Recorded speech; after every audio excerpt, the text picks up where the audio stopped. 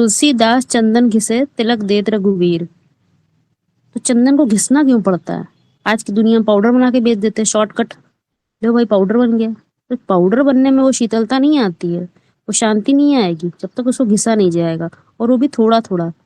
जितना घिसा उतना वो चढ़ जाए दिमाग में। पुरुष क्या करते हैं, तिलक ऊपर की तरफ चढ़ाते हैं ना, तो वो चढ़ जाए। उतना घिसो, ज्यादा ना घिसो कि रख लो भाई कल भी यूज हो जाएगा, नहीं, घिसा और लगाया। इसीलिए चंदन से आप तुलना करेंगे तो आपको बात यथार्थ में दिखाई देगी।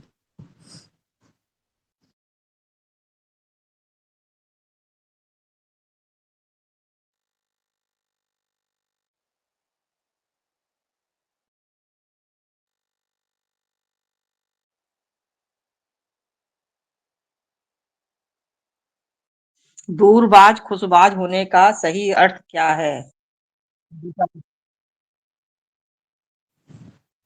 हाँ, दूरबाज मतलब बाहर, जैसे होता है ना, पुरुष और प्रकृति अलग अलग होंगे तो अलग अलग कर देते हैं, सोचते हैं कि उससे खुश मिलेगी, परंतु जब तक अपनी मूल प्रकृति, हाँ, मूल प्रकृति होगी तभी उसमें अपने आप ही वो, किसी को अलग करने की जरूरत ही नहीं है। आम का पेड़ आम आम दे रहा है तो उसमें दूर होने की जरूरत ही नहीं है, वो तो प्रकृष्ट वृत्ति बन गई ना।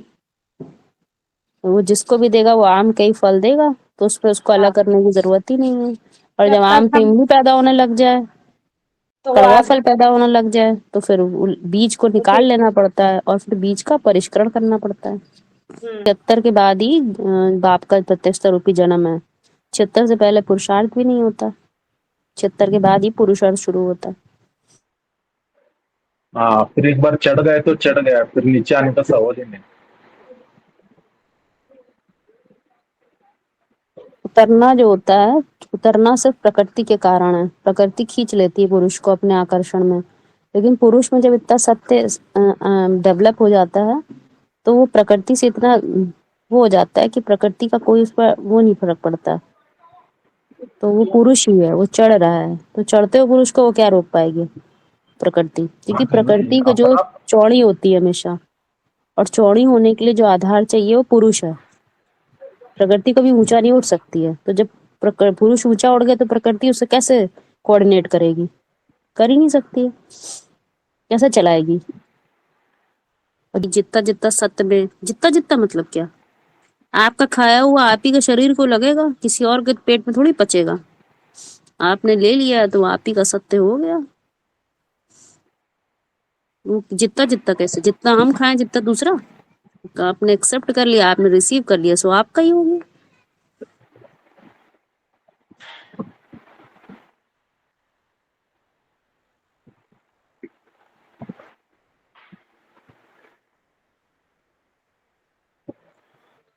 निरंतर याद किसे कहेंगे? प्रैक्टिकल प्रूफ प्रमाण सहित बताएं।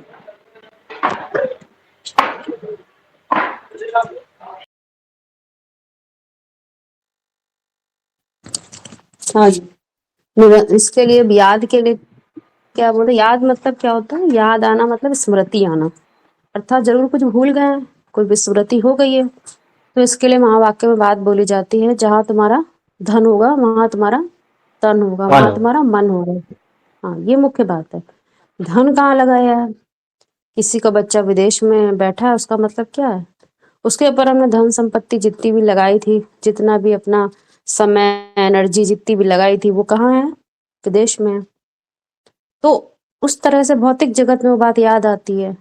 धन लगाते हैं ना, आशा भी रखते हैं कि इससे हमें कुछ ना कुछ प्राप्ति होगी, मेरा ख्याल रखेगा, तो बिना आशा के तो भौतिक जगत में वैसे भी कोई काम नहीं करते हैं। परंतु यहाँ पर क्या है, यहाँ पर आध्यात्मिकता में जब इसी बात को समझते हैं तो क्या होता है, वो हमारे लिए ज्ञान धन है, परंतु बिखरा हुआ ज्ञान धन नहीं। कैसा ज्ञान धन? वो ज्ञान धन जिसकी कड़ियां हमने जोड़ ली हैं, जिसको अपने लिए, जिसकी रूपरेखा अपने लिए बना ली है, जिसके आधार पे हमने सूत्रों को जोड़ लिया है। तब हम क्या कहेंगे उस जगह पर? वहां पर कहेंगे कि हम स्मृति के लेवल पे हम उसको इसमें याद करने की कोशिश कर रहे हैं। जहां तो धन लगाने की बात मतलब, जो जितना भी ज्ञान धन है, जब हमने उसको कड़ियां जोड़ ली, समझ लिया, तो क्या हो जाता है, उसका तंत्र बुद्धि में बैठना लग जाता है। तो तंत्र बैठता है, तो वो जो तंत्र है वो कब कितने दिन तक काम करना चाहिए, वो ड्रामे में जन्म जन्मांतर काम करे, ये बहुत जरूरी है। तो उसके लिए हम समझते हैं, हम देखते हैं हम किस स्तर पर अभी इस दुनिया में बैठे हुए हैं। तो जब हम अपने आप को यहाँ देखते हैं कि कितने लोगों से अभी भी मात खा रहे हैं, कितने लोग अभी भी मेरी बात को नहीं समझ रहे हैं, यानी किसी से किसी में प्रभावित हो रहे हैं, किसी किसी प्रभाव में आ रहे हैं, किसी सुने हुए की, किसी लिखे हुए का अभी भी आर्टिकल हम पढ़ रहे हैं, किसी के और के विचारों को भी हम पढ़ रहे हैं, खुद की यानी विचार भी पनपे नहीं है, तो हमें दूसरों से लेना पड़ रहा है। देख रहे हैं फलाने ने क्या बोला, आपके अंदर का कहाँ चला गया, इसका मतलब ज्ञान धन अभी कम है। तो जो ज्ञान धन का तंत्र होता है वो निकालना जितना जितना आ जाता है, तंत्र मतलब उसको एक्यूरेट जोड़ना, ये ध्यान रखिए, यहाँ जितना जितना बोला जा रहा है मतलब उस तंत्र को जोड़ना, जितनी कैपेसिटी बढ़ जाती है निरंतरता में अंतर ना पड़े। किस बात में अंतर ना पड़े, तो ये बात बताई गई थी कि जो बात पिछला समझा है वो अगली वाली बात उसमें ऐड हो जानी चाहिए। ऐसा नहीं कल हमने कुछ समझा, कल हमने राम समझा, आज हमने श्याम समझ लिया, नहीं, वो जो समझा है राम उसी में ही श्याम ऐड होना चाहिए, कोई महावाक्य का कनेक्शन टूटे ना, पहली बात। दूसरी बात एक और है, स्मृति का तार कैसे नहीं टूटता है, जैसे ये जो स्मृति है ना वो भी एक तरह से समझिए ऊर्जा है, ऊर्जा जुड़ती है ना, ऊर्जा जो दुनिया में बिखेर रखा है हमने, इसको याद करके उसको याद करके, तो वो टूटी हुई होती है, एकाग्र नहीं होती है। तो उसके लिए क्या करते हैं कि हम अपनी पूरी ज्ञान धन की शक्ति लगाते हैं ताकि हमको वो याद आ जाए। तो साइंस में भी मतलब भौतिक विषय में भी क्या होता है कि जो एनर्जी होती है ना वो कैसे फ्लो करती है, पैकेट्स में फ्लो करती है, छोटे छोटे पैकेट्स में। हमको देखने में आता है कि तार एक साथ जैसे फ्लो हो रहा है, लेकिन उसमें छोटे छोटे पैकेट्स होते हैं जो कि हम देख नहीं सकते, पर उसको समझाने के लिए बताया जाता है कि एनर्जी छोटे छोटे पैकेट्स में फ्लो होती है। जो हम लोग इंटरनेट से भी कनेक्शन करते हैं, बातचीत करते हैं, वो भी छोटे छोटे पैकेट्स में फ्लो हो रही है, ठीक है। तो वो बात समझाने के लिए आपको समझा रहे हैं कि ऊर्जा भी कैसे फ्लो हो रही है। माना आपने कोई बात सोची, कोई महावाक्य को आपने चिंतन किया, तो वो चिंतन स्लिप नहीं होना चाहिए आपके बुद्धि से। मान लीजिए दिन भर आप उसी पे बात सोच रहे हैं, लेकिन पूर्व में सोची हुई बात स्लिप ना हो, उसी के आगे आप कनेक्ट करते जाएं उस बात को। और जब तक पूरी बात ना समझ में आए, पूरा पैकेट ना तैयार हो जाता, तो टूटना नहीं चाहिए तार उसमें से। इसीलिए महावाक्य में एक बात बोली गई है, कैसी बात, पहले 8 घंटे के तो याद करो, फिर 24 घंटे की याद होगी, धीमे धीमे बढ़ाते हैं।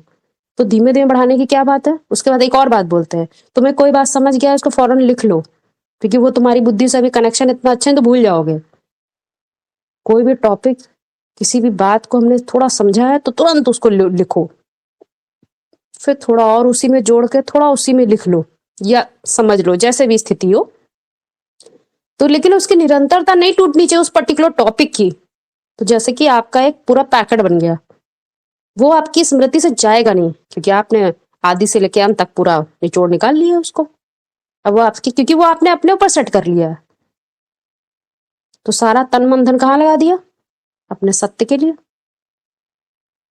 आपका बच्चा क्या होता है, सत्य तो होता है, स्थूल में बाद में दिखाई देता है, पहले होता ही क्या, सत्य। जो उसका सत्य होता है वही तो होता है, तो वो तैयार होता जाता है, क्योंकि स्मृति टूटती नहीं है उससे। आपने धन की सारी शक्ति लगा दी ना, वो याद आएगा आपको, कैसे भूलेंगी। चीज अपने अपने अपने लिए ही प्रमाण प्रूफ ढूंढना है ना, किसी दूसरे के लिए थोड़ी। जो हमें अपनी मन बुद्धि में प्रमाण मिल गया तो हमारी निश्चयात्मक बुद्धि तो स्वयं ही होगी ना।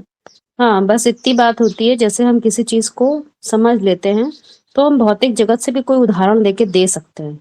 जैसे महावाक्य में इतने उदाहरण दिए जाते हैं, तो वो कहाँ से आते हैं, उदाहरण से बात नहीं समझाई जाती है। जो उन्होंने समझा है, जो समझा गया होता है उसको उदाहरण से बताया जाता है।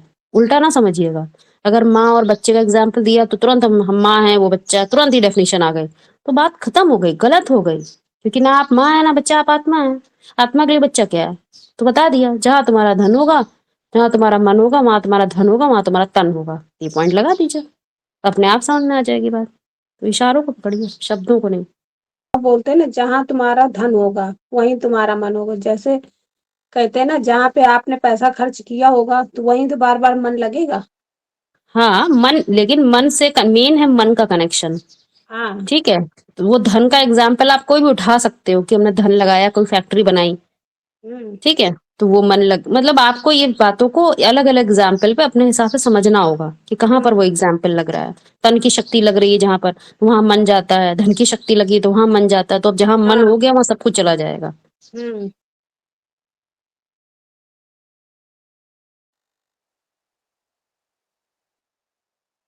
इसीलिए एक बात बोली जाती है पुरुषार्थियों के लिए, जहां देखो वहां राम ही राम दिखता है।